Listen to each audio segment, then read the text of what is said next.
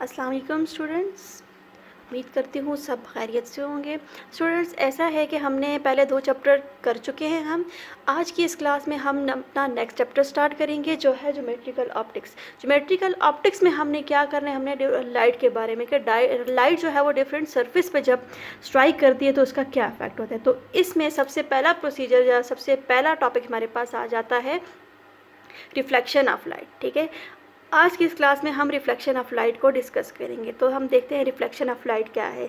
तो सबसे पहले हम सिंपल रिफ्लेक्शन को देखते हैं कि सिंपल रिफ्लेक्शन क्या होती है। रिफ्लेक्शन कहते हैं किसी भी चीज़ का टकरा के किसी सरफेस पे किसी जगह पर टकरा के वापस आ जाना। तो यहाँ पे आ जाता है reflection of light. Reflection of light के bouncing back of light rays from surface of a certain medium, यानी लाइट की जो रेज आ जाती हैं उनका किसी भी मीडियम पे टकरा के, किसी भी मीडियम की जो सरफेस है उस पर टकरा के फिर बाउंस बैक हो जाना, वो हम कैसे कहते हैं कि ये रिफ्लेक्शन ऑफ लाइट आ जाता है। ठीक है, यहाँ पे इसकी फिगर आ जाती है हमारे पास। फिगर को देखते हैं।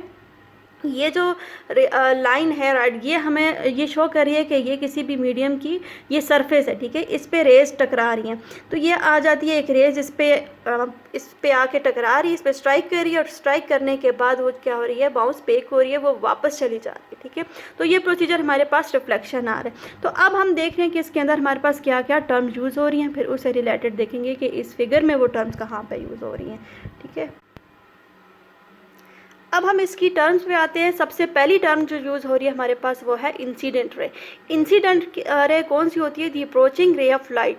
अप्रोचिंग रे ऑफ लाइट कौन सी होती है? यानी इस सरफेस पे जो सबसे पहले रे जो आ रही है ये इंसिडेंट रे। ठीक है, ये सबसे पहले आके इस पर स्ट्राइक कर रही है, इसको हम कहेंगे कि इंसिडेंट रे।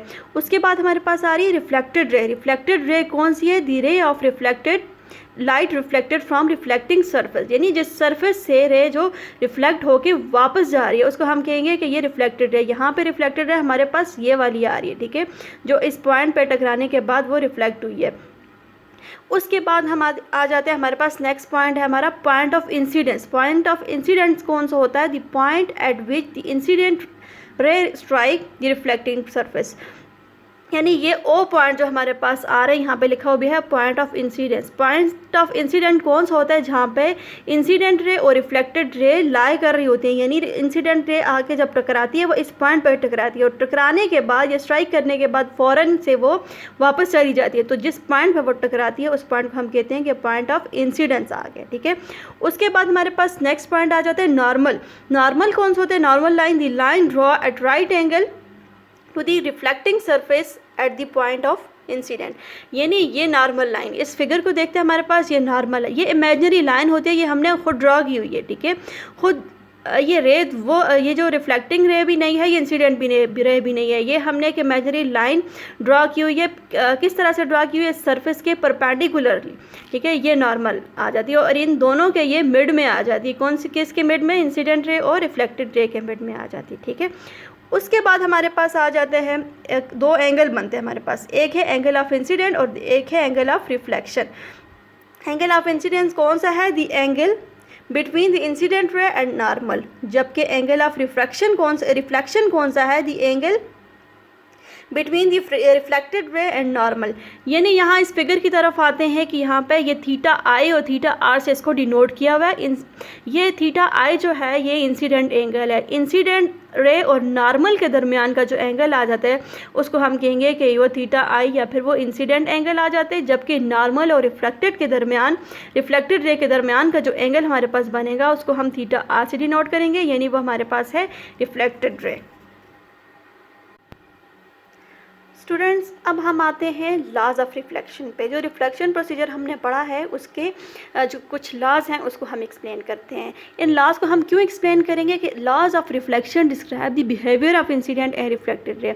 इनको हम क्यों एक्सप्लेन करते हैं? क्योंकि ये जो हमारे पास दो अहम रेज आ जाती हैं, एक आ जाती है इंसिडेंट रे और एक आ जाती है रिफ्लेक्टेड रे, उनके बिहेवियर को एक्सप्लेन करें कि वो किस तरह से लाई कर रही हैं। ठीक है, तो फर्स्ट लॉ हमारे पास है the incident ray, the reflected ray and normal to the surface all lie at this in the same plane, यानी जो तीनों रेज आ जाती हैं, एक हमारे पास आ रही है इंसिडेंट रे, एक नॉर्मल रे और एक जो है नॉर्मल जो हमने खुद ड्रा किया था और एक जो रिफ्लेक्टेड रे, ये तीनों एक ही पॉइंट पे लाई कर रही हैं। हम अब फिगर की तरफ आ जाते हैं तो फिगर भी कुछ ऐसे ही है, इंसिडेंट रे और ये हमारे पास जो नॉर्मल हमने ड्रा की थी और जो रिफ्लेक्टेड रे, ये तीनों इस एक ही पॉइंट पे, पॉइंट ऑफ इंसिडेंस पे जो है वो लाई कर रही हैं, इसलिए ये इसका फर्स्ट ला है।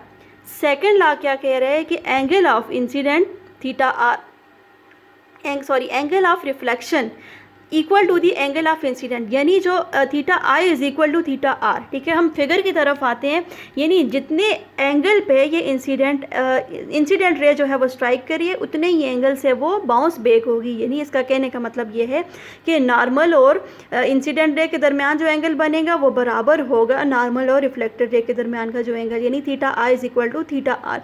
तो यहाँ पर भी कुछ ऐसे ही है, इंसिडेंट एंगल भी और रिफ्लेक्टेड एंगल भी आपस में इक्वल हैं। तो यहाँ पर ये इस फिगर के अंदर, ये इस प्रोसीजर के अंदर ये दोनों लॉ अप्लाई कर रहे हैं, दोनों लॉ जो है दोनों लॉ को फॉलो कर रहे हैं, तो हम कह सकते हैं कि ये रिफ्लेक्शन का प्रोसेस है। ठीक है, अब हम आ जाते हैं, हमारा जो नेक्स्ट टॉपिक है वो है स्फेरिकल मिरर। ठीक है, स्फेरिकल मिरर वैसे क्या चीज़ होती है? Section of spherical shell whose inner और outer surface is able to reflect light, यानी हमने इससे पहले रिफ्लेक्शन पढ़ी थी तो इसलिए हम इससे रिलेटेड स्फेरिकल मिरर है। रिफ्लेक्शन कहाँ पे होती है? वो मिरर पे भी होती है। ठीक है, ये जो सिंपल शेल होते हैं उसका ऐसा पोर्शन या ऐसा पार्ट जिस पे किसी एक पार्ट पे, किसी एक साइड पे उस मिरर के या उस शेल के किसी एक साइड पे हमारे पास रिफ्लेक्शन हो सके तो हम कह सकते हैं कि वो स्फेरिकल मिरर है। तो इस तरह के मिरर जो आ जाते हैं हमारे पास वो दो तरह के होते हैं। ठीक है, एक आ जाता है कन्वेक्स मिरर और एक आ जाता है कनकेव मिरर। अब हम आ जाते हैं इनकी कन्वेक्स मिरर। कन्वेक्स मिरर कौन सा होता है? The mirror whose shining surface bulges outward, यानी कन्वेक्स मिरर वो वाला मिरर होता है जिसकी जो शाइनिंग सरफेस होती है वो उभरी हुई होती है। ठीक है, और यहाँ पे इसकी फिगर को देखें, यहाँ पे कुछ ऐसे ही है, ये भी शेल टाइप बना हुआ है। ठीक है, एक साइड इसकी उभरी हुई होती है, यानी एक आउटवर्ड होती है और एक इनवर्ड होती है। ठीक है, और यहाँ पे कन्वेक्स मिरर कौन सा होता है? जिसकी यानी जिसकी आउटवर्ड वाली जो साइड होती है वो हमारे पास शाइनिंग सरफेस होती है। यानी हम कह सकते हैं कि शाइनिंग सरफेस वो होती है जहाँ पे रेज ऑफ लाइट आके जो है वो टकरा रही होती है, वहाँ पे रिफ्लेक्शन का प्रोसेस होता है, वो स्ट्राइक करती हैं। और इसी मिरर को जो है हम कन्वर्जिंग मिरर, डाइवर्जिंग मिरर भी कहते हैं। डाइवर्जिंग मिरर क्यों कहते हैं? क्योंकि इसके अंदर वो एबिलिटी होती है कि जब इस मिरर के अंदर या इस मिरर के ऊपर रेज आके टकराएंगी तो टकराने के बाद वो सारी रेज जो है वो डाइवर्ज हो जाती हैं। रेज जो है इस पर पैरेलल आके टकराती है, लेकिन टकराने के बाद, स्ट्राइक करने के बाद वो डिफरेंट डायरेक्शन में वो डाइवर्ज हो जाती है, इसलिए इसको डाइवर्जिंग मिरर भी कहते हैं। नेक्स्ट हमारे पास आ जाता है कनकेव मिरर।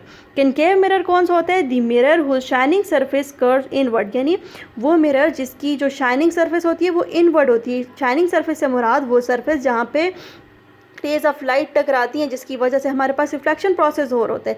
और यहाँ पे इस मिरर को हम कन्वर्जिंग मिरर भी कहते हैं, क्योंकि this mirror is able to converge the parallel rays of light after falling upon it, यानी जब इस पे रेज ऑफ लाइट इस पे अफेक्ट कर रही हैं, इस पे स्ट्राइक करती हैं, और जो रेज ऑफ लाइट होती हैं वो कैसे स्ट्राइक करती हैं? वो पैरेलल आके स्ट्राइक करती हैं। तो स्ट्राइक करने के बाद वो क्या करते हैं? किसी एक पॉइंट पर आके फोकस हो जाती हैं। ठीक है, किसी एक पॉइंट पर आके कन्वर्ज हो जाती हैं, तो इसलिए हम इसको कनकेव मिरर कहते हैं। और इसकी फिगर पे आ जाते हैं। फिगर पे देखें, ये जो यहाँ पे इसकी जो शाइनिंग सरफेस है वो इनवर्ड है। ठीक है, ये वाली सरफेस, ये साइड जो है ये वो सरफेस है जहाँ पे रेज आके टकराती हैं, और ये सरफेस जो है यहाँ पे रेज जो है वो आके टकरा नहीं सकती, जबकि वो इस साइड पे आ जाती हैं। ठीक है, थैंक यू।